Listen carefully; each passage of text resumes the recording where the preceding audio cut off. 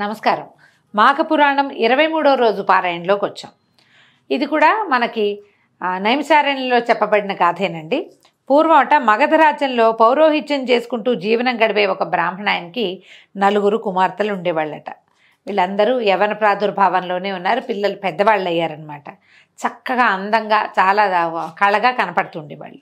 వాళ్ళు ఆ గ్రామ కోనేటి వద్దన్న ఉద్యానవనంలో పువ్వులు కోసుకొని రోజు దేవాలయంలో దేవుడికి సమర్పించేవాళ్ళు. 30 నిమిషాలలో నొప్పి లేకుండా వేడికోస్ వెయిన్ చికిత్స ఆవేశ హాస్పిటల్ హైదరాబాద్. మనకు తెలిసిన కథల్లోనండి అష్టవర్షాత్ భవేత్ కన్య అని 8 ఏళ్లకే పిల్లలకు పెళ్లిళ్ళు చేసేయటమే మనకు తెలుసు. కానీ ఈ పూర్వగాథలు అన్నిట్లలో కూడా పిల్లలు పెద్దవాళ్ళు అయ్యాకే పెళ్ళిళ్ళు చేసేవాళ్ళండి. మనకి కలియుగంలో ఈ సమస్య ఉండేదో ఏంటో మరి తెలీదు. అయితే ఒకనాడు ఆ కోనేటి వద్దకి స్నానం చేయడానికి వచ్చాడట ఒక కుర్రవాడు, గురుకుల విద్యార్థి. వాడు ఎంతో బాగున్నాడు, చక్కగా ఉన్నాడు. అయితే అక్కడికి ఈ కోనేటిలో స్నానం చేయటానికి ఈ ఆడపిల్లలు కూడా వచ్చారు. వచ్చేసరికల్లా ఈ కుర్రాడు నీళ్లలోకి దిగితే ఈ 4 అమ్మాయిలు అతన్ని చూశారు. అబ్బాయి ఎంత బాగున్నాడు అని 4 దగ్గర ఏడాది ఏడార్థం గ్యాప్ ఉన్న వాళ్ళే. చిన్నపిల్లకు 15 ఏళ్ళు ఉంటాయి, పెద్ద పిల్లకు 20 ఏళ్ళు ఉన్నాయి. ఈ యవన ప్రాదుర్భావంలో యవనం వచ్చిన పిల్లలు ఏం చేశారట, ఈ ఆడపిల్లలు చక్కగా అందంగా ఉన్నాడు, బ్రాహ్మణ విద్యార్థి కనపడుతున్నాడు, శిఖ ఉంది, యజ్ఞోపవీతం ఉంది, స్నానం చేస్తున్నాడు. అబ్బాయి దగ్గరికి వెళ్ళి మమ్మల్ని వివాహం చేసుకో, మా నాన్నని వచ్చి అడుగు, మేము నేను పెళ్లి చేసుకుంటాం, నువ్వు ఎంతో నచ్చావు మాకని అడిగారు. అడిగేసరికల్లా బలవంతం కూడా చేశారట. కామము, ప్రేమ, మోహం అనేవి విద్యాభివృద్ధికి ఆటంకాలని భావించిన బంగారు కొండ విద్యార్థి బ్రాహ్మణ కన్యల కోరికని సున్నితంగా తిరస్కరించాడు. అబ్బాయి నేను చదువుకుంటున్నాను, వివాహాలు అవి చేసుకోను, ఇట్లా దారైపోయే వాళ్ళని అసలు చేసుకోను, మా అమ్మ నాన్న చూసిన సంబంధం చేసుకుంటాను అన్నాడు. ఇంత బంగారు కొండను ఎక్కడైనా చూసామండి? పురాణ కాలంలో కూడా తక్కువే చూస్తాం. ఈయనొకడే కనపడ్డాడు. అయితే ఇలా తిరస్కారాన్ని చూసినటువంటి ఆడపిల్లలు అవమానపడి చాలా కష్టంతో వచ్చిందట వాళ్ళకి. కష్టంతో వచ్చి వాళ్ళు ప్రతిరోజు ఏం చేస్తారంటే నియమబద్ధంగా పొద్దున్నే 1 వేళకే లేచి చక్కగా నది స్నానం చేసి పువ్వులు కోసి దేవాలయంలో అర్పించడం ఒక నిత్య విధి వాళ్ళకి. దాంతో ఒక రకమైన దైవశక్తి వాళ్ళ అండలో ఉంది, వాళ్ళ అండను ఉంది. ఉండేసరికల్లా ఈ పిల్లలు ఏం చేశారు, 4 ఆడపిల్లలు, ఎవరెవరా ఒక 4 అమ్మాయిలు బ్రాహ్మణ కన్యలు వివాహం కోసం అర్థిస్తే, బ్రాహ్మణుడివి నువ్వు ఇంత మాట అంటావా, మమ్మల్ని అవమానిస్తావా, నువ్వు పిశాచానివి అయిపోవని 4 కలిసి ఒకేసారి శపించారు. ప్రేమ, శాపం ఇవి 2 పక్కనే ఉండటం ఎప్పుడూ ఉంది. ఇప్పుడు కూడా అంతే. నువ్వు ప్రేమిస్తావా చస్తావా అంటం వచ్చింది, ప్రేమించమంటావా చంపేయమంటావా అది కూడా వచ్చింది. ఈ కథ కూడా అలాంటిదే చూడండి. మనం ఇదే కాదండి, దేవయాని కచదేవయాని కథల్లో కూడా మనకు అదే కనపడుతుంది. దేవయాని ఎంతో పంచప్రాణాలుగా ప్రేమిస్తుంది కచుడిని. అతని వివాహానికి తిరస్కరించిన వెంటనే నువ్వు నేర్చుకున్న విద్యంతా పోతుంది నీకని శపించేస్తుంది.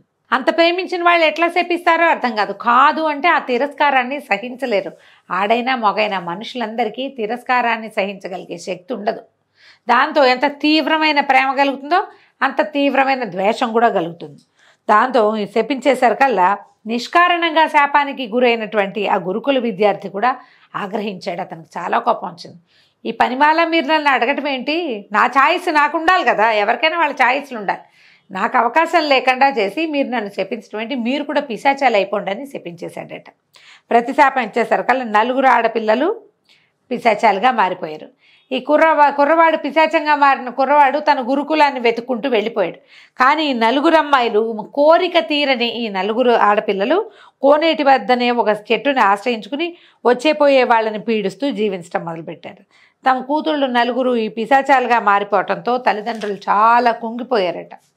అయితే ఏమైంది, కొంతకాలానికి ఆ గ్రామానికి ఒక సిద్ధుడు వచ్చాడట. సిద్ధుడు వస్తే సరే ఈ బ్రాహ్మణ తల్లిదండ్రులు ఆడపిల్లల అమ్మా నాన్నలు ఆ సిద్ధుడిని తమ ఇంట్లో కూర్చోబెట్టి ఆయనకి పాద్యము అర్ఘ్యము అన్నీ ఇచ్చి, ఏమన్నా మీ ఇల్లు ఇంత ఖాళీగా ఉంది, ఇదివరకు ఎప్పుడో వచ్చినప్పుడు మీ ఇంట్లో పిల్లలు ఉండాలి, అమ్మాయిల వివాహాలు అయిపోయినాయా అని ఆయన కనుక్కున్నాడు. కనుక్కునేసరికల్లా మహా దుఃఖంతో కుంగిపోతూ ఉన్న ఆ తల్లిదండ్రులు ఏం చెప్పారంటే, వివాహం ఎక్కడ స్వామి, వివాహం కోసమే ఏదో ప్రయత్నం చేశారు, ప్రయత్నం చేసి నిష్కారణంగా బ్రాహ్మణుడిని శపించి ఆ యువకుడిని శపించి వీళ్ళు కూడా ప్రతిశాపాన్ని పొందారు. మా అమ్మాయిలు 4 కోనేరు దగ్గర ఉన్నటువంటి చెట్టు మీద ఉన్నారు, పిశాచ స్వరూపాలతో ఉన్నారు, వీళ్ళకి ఎట్లా విముక్తి లభిస్తుంది?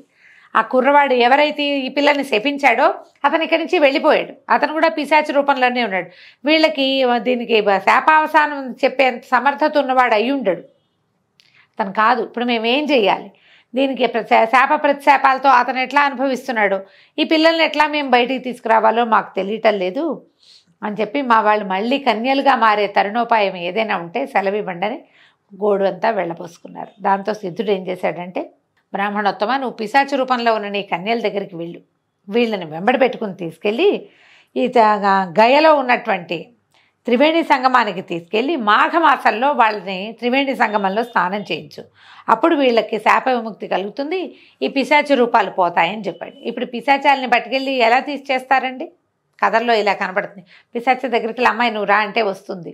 అప్పుడు ఈయన వెళ్ళి మా తల్లిదండ్రి ఇద్దరు వెళ్ళి పరిపరి విధాలుగా అమ్మాయిల్ని బతిమలాడుకొని ఈ స్వరూపాలతోటి ఈ రకంగా చేస్తే ఇంకా మీకు పాపం పెరిగిపోతుంది, ఈ పిశాచి జన్మ వదలకుండా ఇలాగే ఉండిపోతుంది, ఈ పాప అందరినీ పీడించిన పాపం అంతా మీ ఖాతాలో పడుతుంది, తర్వాత ఏదైనా అవకాశం లభించి ఈ రూపం మారినా కూడా ఈ పాపాలు మీ వెంట పడతాయి, ఈ కర్మలు మిమ్మల్ని వదిలిపెట్టవు కాబట్టి రమ్మని చెప్పి ఆయన ఏం చేశాడంటే 4 కుమార్తెల్ని ఒప్పించుకున్నాడు. ఒప్పించి ఆయన తన వెంట పెట్టుకుని తీసుకుపోయాడు. అంటే ఆయన బయలుదేరాడు, ఈ వెనకాల ఇవి కూడా వెళ్ళినాయన్నమాట. మాఘమాసంలో ఒక మంచి ముహూర్తం చూసుకుని గయకి వెళ్ళిపోయారు. ప్రయాణం చేసి వెళ్ళి అక్కడ మంచి రోజున త్రివేణి సంగమంలో ఈ అమ్మాయిల 4 స్నానం చేయించాడు. తర్వాత ఇక్కడ మాధవ క్షేత్రాలు కనిపిస్తాయి మనకి, పంచమాధవ క్షేత్రాలు అని చెప్తారు. గయలో ఒక మాధవ క్షేత్రం ఉంది, బిందు మాధవుడు అని జ్ఞాపకం ఉందండి నాకు. ఎవరైనా అది కాకపోతే కరెక్ట్ చేయండి మెసేజెస్లో. బిందు మాధవుడనే అనుకుంటున్నాను నేను. అయితే ఈ బిందు మాధవ క్షేత్రంలో ఈ పిల్లల పేరుతోటి అర్చనలు అవి చేయించి చాలా విశేషంగా పూజ చేయించి చేసేసరికల్లా ఈ 4 అమ్మాయిలకి పిశాచ రూపం పోయిందట. అయితే ఈ బ్రాహ్మణ ఆయన అక్కడున్న పురోహితుడిని అడిగాడు, అయ్యా మా కుమార్తెలను 4 ఇలాంటి పిశాచ రూపాలు వచ్చిన వాళ్ళని నేను ఇక్కడికి ఒక సిద్ధుడి సలహాతోటి తీసుకొచ్చాను, అమ్మాయిల 4 శాపం వదిలిపోయింది, కానీ వీళ్ళ వల్ల శపించబడినటువంటి బ్రాహ్మణ యువకుడు ఎక్కడున్నాడో తెలీదు, అతని పేరుతోటి కూడా అర్చన చేయండి, అతనికి కూడా ఈ శాపం సడలిపోయేలాగా ఏదైనా ఒక అవకాశం లభిస్తే ఇంకా అతనికి దుఃఖం ఉండదు కదా, ఆ పిశాచ స్వరూపంలో ఉన్న బ్రాహ్మణ యువకుడు దుఃఖం ఉండదు, ఆ దుఃఖం నా పిల్లల్ని వెంటాడకుండా ఉంటుందని పరిపరి విధాలు ప్రార్థిస్తే ఆ మాధవ క్షేత్రంలో ఉన్న అర్చక స్వామి ఏం చేశాడు, ఆ కుర్రవాడి పేరు అది తెలియదు కానీ ఈ బ్రాహ్మణ యువతలతోటి శపించబడిన కుర్రవాడిగా అతనికి ఒక పేరు పెట్టి అతని పేరుతోటి కూడా అర్చనలు చేయిస్తే క్రమంగా ఎప్పటికో అతనికి కూడా తను స్నానం చేయలేపాడు కదా నదీ స్నానం. అయితే నదీ స్నానం చేసేలాంటి ప్రచోదనం అతనికి లభించాలని పరిపరి విధాలుగా ప్రార్థన చేసి బ్రాహ్మణ ఆయన పిశాచ స్వరూపాలు పోయి ఉన్నటువంటి తన 4 కన్యల్ని ఇంటికి తీసుకొచ్చుకున్నాడు.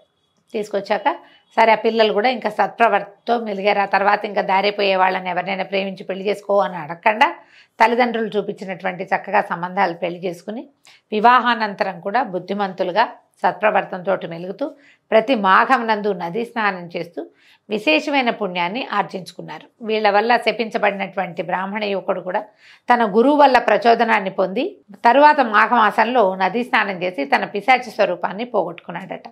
దీంతో 23వ రోజు పారాయణ పూర్తయిందండి. రేపు ఉదయం 24వ రోజు పారాయణలో మళ్ళీ కలుసుకుందాం. నమస్కారం.